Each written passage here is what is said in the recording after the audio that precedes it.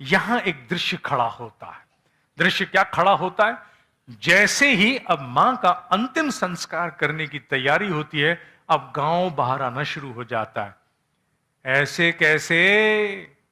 तुम तो सन्यासी हो, तुमने तो अपना यज्ञोपवीत उतार के फेंक दिया। तुम कैसे संस्कार कर सकते हो? तुम तो श्राद्ध भी नहीं कर सकते, तुम संस्कार कैसे करोगे? अच्छा, तो वो कहते मैं नहीं करूंगा तो कोई और कर देगा। कोई और कैसे करेगा? कौन बैठेगा श्राद्ध पे? हम किसी को नहीं करने देंगे। ऐसे कैसे नहीं करने दोगे? हम कर लेंगे। हम तुम्हें यहां शमशान में भी नहीं जाने देंगे, तुम शमशान में भी चिता नहीं ले जा सकते। अच्छा, हम तुम्हें जलाने के लिए लकड़ियां भी नहीं लेने देंगे। दिस इज हिस्ट्री, जिसने संपूर्ण जीवन इस राष्ट्र के लिए समर्पित किया, इस राष्ट्र को चार खूंटों में गूंथ दिया, इस सनातन संस्कृति की रक्षा की, पुनरुत्थान किया, उसे अपनी मां की चिता जलाने की अनुमति नहीं दी गई। उसे अपने ही घर के पिछवाड़े में अपनी मां की चिता सजानी पड़ी।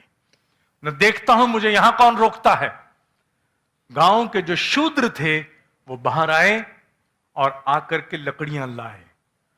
जो दो दोस्त उनके साथ थे, जो उनके मित्र थे या जो भी थे, नंबूदरी ब्राह्मण थे, उन्होंने क्षमा याचना की। हमारे बड़े बुजुर्ग जो हैं, पता नहीं उन्हें क्यों समझ नहीं आती है, ऐसा क्यों कर रहे हैं।